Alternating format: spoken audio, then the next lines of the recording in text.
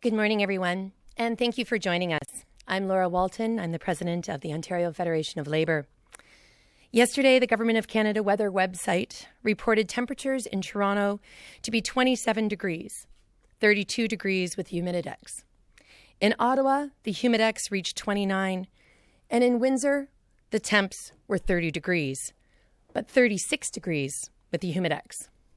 And it's just the middle of May.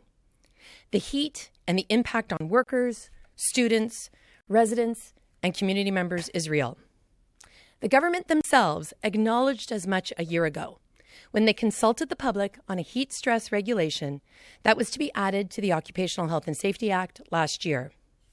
And while the consultation was completed in September, workers are entering into another round of heat waves under a government that does not recognize heat stress as a real hazard. And that's why I'm proud to stand here today with NDP, NPP Peter Tabuns, and frontline workers Jeanette Poulin, a CUPE OSBCU education worker, and Frank Crowder, an employee of National Steel Car and president of the United Steelworkers 7135. Each of them has a story to tell about the impact of heat stress in their workplaces and why the bill being introduced by Peter and the NDP is imperative to ensuring workers are safe. Peter, over to you. Laura, thank you very much, and good morning, everyone. Working in extreme heat conditions is putting Ontario's workers' health at risk. Ontario's summers are getting hotter and hotter, leading to unsafe working conditions for many workers in our province. We need better protections for workers from heat stress as Ontario faces more climate change-driven extreme heat events. The time for action is now. The government should immediately bring in revisions to health and safety legislation using examples of protective legislation already adopted in other jurisdictions to protect workers exposed to new, much higher temperatures at outdoor and indoor workplaces as a result of climate change. By the 2050s, Toronto will have almost 5 times the number of heat waves it did last century. Thunder Bay, 10 times as many. Kingston, 9 times as many. This increase in temperatures is one of the most dangerous hazards to workers who are not provided with a comprehensive heat management program. We need to make Ontario workplaces safer to protect workers from a growing threat. I repeat, the time for action is now. Thank you. Thank you, Peter. I would now like to introduce Jeanette Poulin, who is a custodian and a member of the CUPE Ontario School Board Council of Unions Executive Board. Jeanette will be speaking in French today. Jeanette? Hello, my name is Jeanette Poulin, and I'm a custodian at Nouvelle Alliance Catholic Secondary School in Barrie, and a member of CUPE Local 4340. As a custodian, I'm the first person to enter the school and the last one out. I'll do a sweep of the playground for dangerous objects, some raking in the fall, some snow blowing in the winter, and a clean of the entire school. It's important work, and I'm proud to do it. I am one of the luckier ones because I can still do it in decent conditions since the school I worked at has air conditioning. But not all custodians are so lucky. For them, the heat drains them of their energy, making tasks such as cleaning, lifting, and moving equipment even more exhausting. With prolonged exposure to heat leading to dehydration, heat exhaustion, and heat stroke. We deserve better than this, and that's why I'm here to join the call to recognize heat stress under the Occupational Health and Safety Act. Thank you. I will do my remarks in French. Bonjour, je m'appelle Jeanette Poulin et je suis concierge à l'école secondaire catholique Nouvelle Alliance de Barrie. Et je représente la section locale 4340 du SCFP. En tant que première personne à entrer dans l'école, je m'assure que la cour de récréation est sécuritaire. Je racle les feuilles à l'automne. Je souffle la neige en hiver. Et je nettoie toute l'école. C'est un travail important et je suis fière de l'accomplir.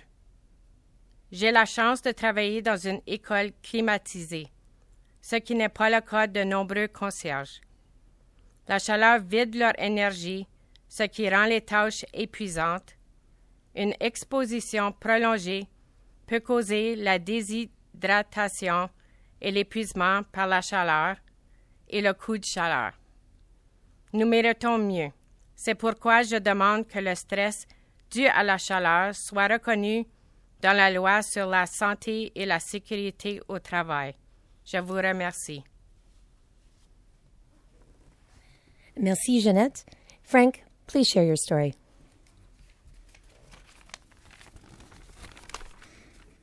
Hello, I'm Frank Crowder, a worker at National Steelcar and the president of United Steelworkers Local Sub 135. Heat stress is a very important concern for the workers at National Steelcar. This steelworkers union has spent the last 2 years aggressively fighting to improve our heat stress plan in our workplace. Our workers, mostly welders and painters, have to wear special personal protective equipment, such as heavy leathers for the welders and Tyvek suits for the painters that trap heat and sweat inside, causing a greater risk of heat stress. We have been successful in many of our endeavors, such as the installation of heat and humidity monitors and easy to recharge so workers can know and understand if there is a potential for a dangerous situation. Also, new cooling stations have been installed in our plant, and new additional air-conditioned lunchroom is expected to be built by the end of the month. The steelworkers proudly stand with the Ontario Federation of Labour and the Ontario NDP in this campaign to regulate heat stress in Ontario. Heat stress can be deadly, and protecting workers should be everyone's top priority. Thank you. We just had somebody sounding the alarm on heat stress over there. I'm sure that's what that was. Thank you, Frank. As you've heard from Peter, Jeanette, and Frank, the dangers of heat stress are very real for workers across our province.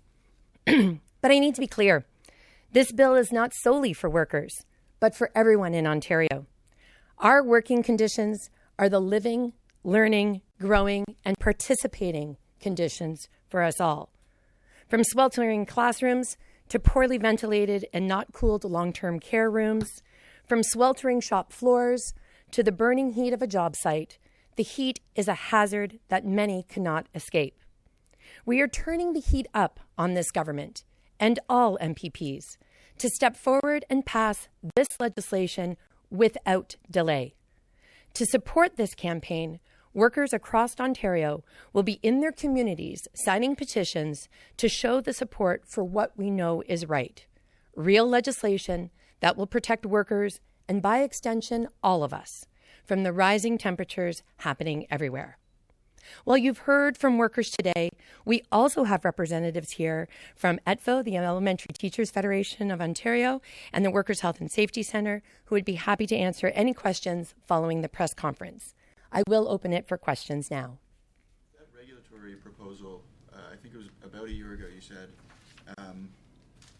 big union, lots of big unions here. Were you guys consulted on this? Like, we haven't heard anything in the past year. Yeah, so there was a consultation process. It was not put out in a way that you would normally expect it. The unions had to call to get involved in it. And then we had to ask for some extensions. We do have that available for you, the submission that was put in from the Ontario Federation of Labour. But the sad piece is even though that was closed in September, we've heard nothing about that. There was a really good opportunity over the winter to deal with a situation like this, to have, something on the books, knowing that this summer would be a repetition of what we've seen for the last few summers. And unfortunately, we have not seen that come to fruition.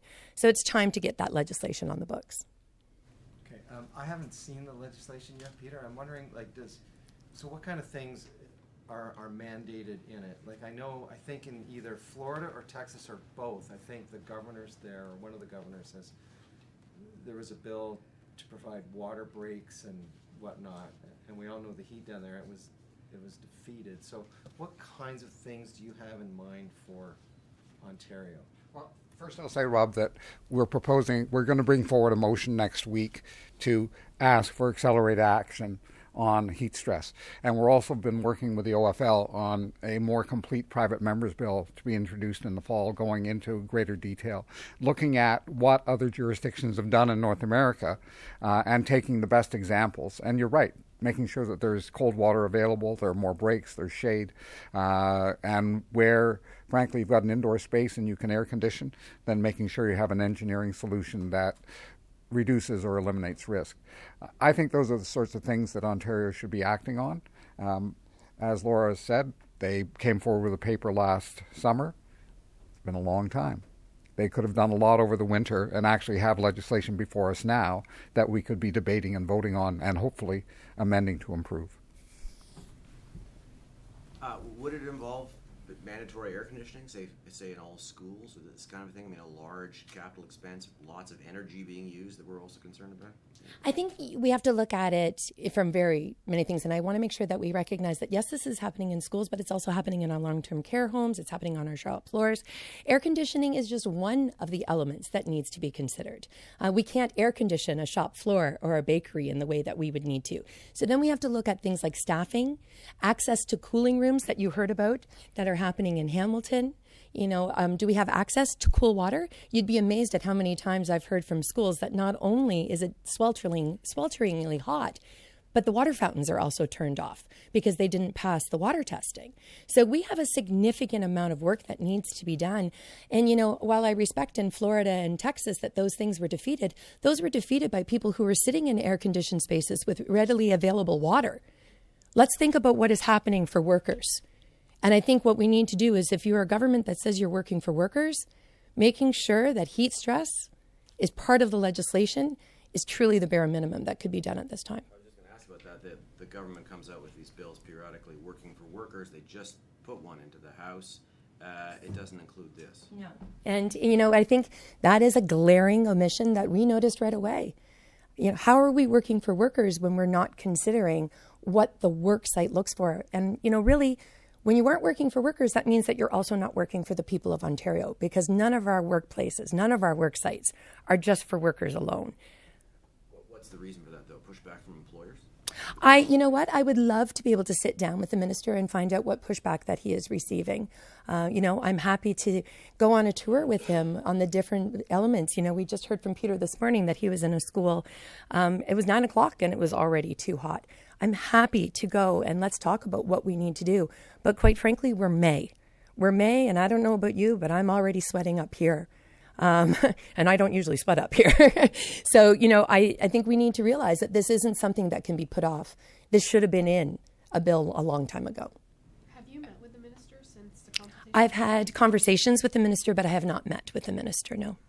And, in terms of long-term strategies, can you talk a little bit about the human impact that you saw last year when there was extreme heat during the summer and the years before, and what you're expecting this year, and what kind of strategies you think would, protect workers in the long run?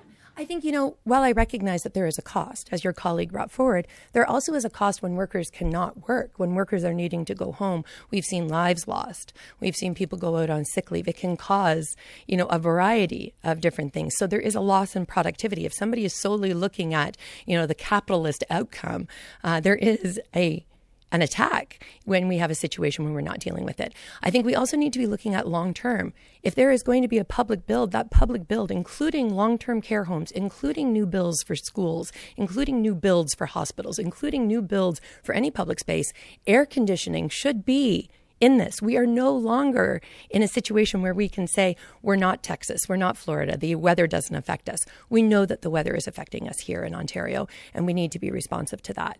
But I think, we need to really recognize that there is a health impact, and I would encourage people to actually check out the OCOW, OHCOW. They have a really good tool where you can put in the temperature, you can put in the humidex, and it will actually tell you what level of danger you are in your workplace based on that. When you start looking at that and you realize that it doesn't take much to be at an extreme level, we need to look at that. And it also means we also have to look at staffing. Do we have enough people so that we are able to staff adequately while people are taking rest breaks in order to cool off? At this point in the year, when we've only got 3 weeks left of the legislature, is there any chance anything could change for the summer? I've seen, as you know, this government rush things through when they need to. I think this is one thing that if they're serious about working for workers, I know that they can rush through a bill when it works for them. I'm asking them to rush through a bill that's going to work for workers. We don't need a bill, right? We just need a piece of legislation. They could make an amendment. No, but do we even, this can just be done through ordering council or something like that, right? Regulations. regulations. But the piece of legislation would also be stronger than a regulation. Peter, the climate adaptation report that the government put out talked about this. It talked about how we're going to see hotter summers, and it's a report that the government hasn't talked about. Right. I mean, how hopeful are you that the government is going to talk about extreme heat in the next 3 weeks or even throughout the summer, considering their record?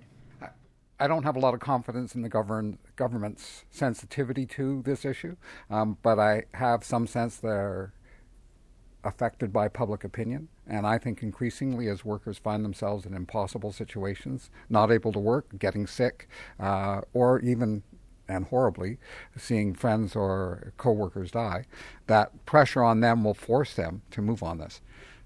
Again, I will not say that this government is terribly good on worker or climate issues, but public pressure does seem to have an impact on them.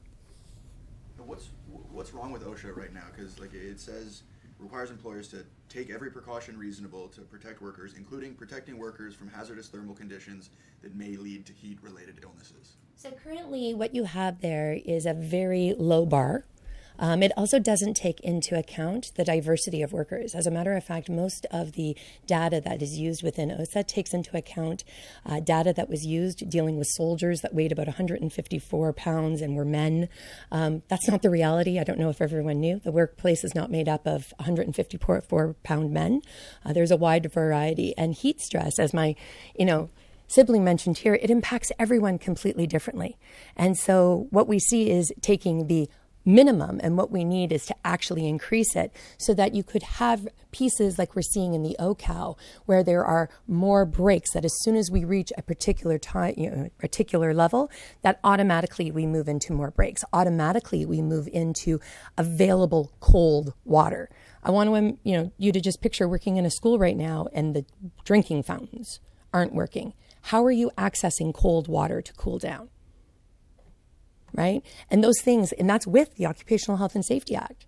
We don't have enough inspectors to even begin to go in. If we were to start doing an unsafe working conditions, if workers actually started using the OSHA the way that they could, we don't even have enough inspectors to go in to be able to do that. So it is pretty loosey-goosey. You could drive a truck through it. It's time to tighten that up and make sure that we are addressing heat stress. These, pieces were written long before we actually saw what is happening today in Ontario. Is there a jurisdiction that we can model off of or build off of and take inspiration from? I really take inspiration from what we're seeing coming out of OCal.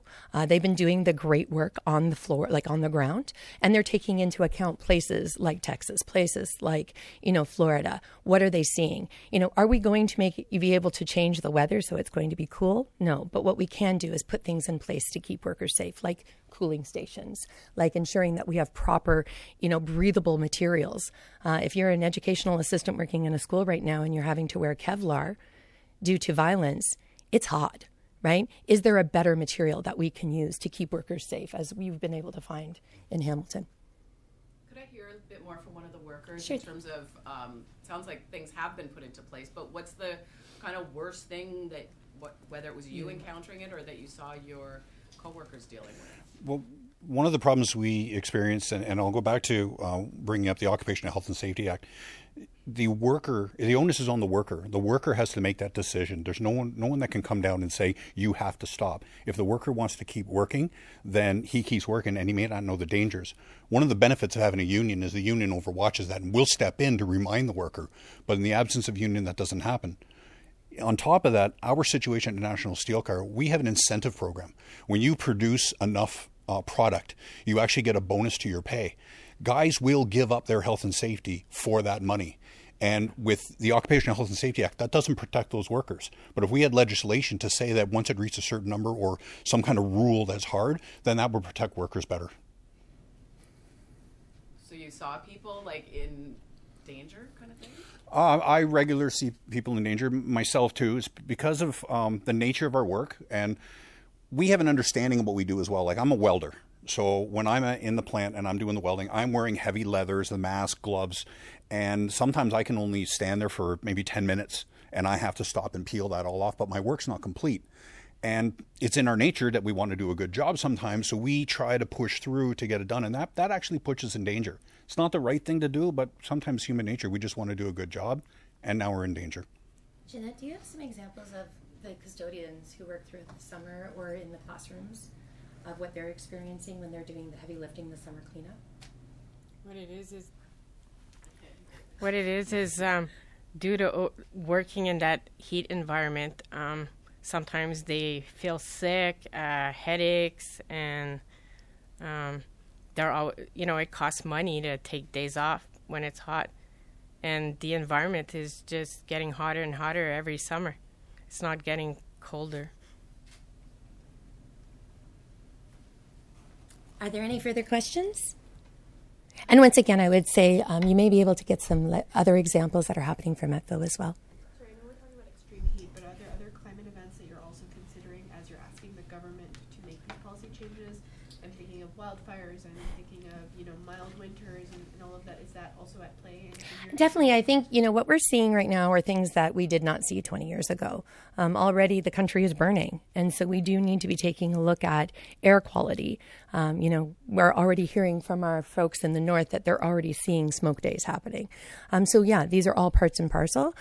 We want to make sure that we're really focusing on this right now because it's in our face. We know that that's happening, but it's clear that, we need to do some significant overhaul to recognize what does Ontario look like now, and the rules that we're working under, are they adequate? Do they, actually meet the demands of what our climate is like right now? Seeing no other questions, I want to thank you all and stay tuned. There'll be more information available at the OFL.ca website. Thank you.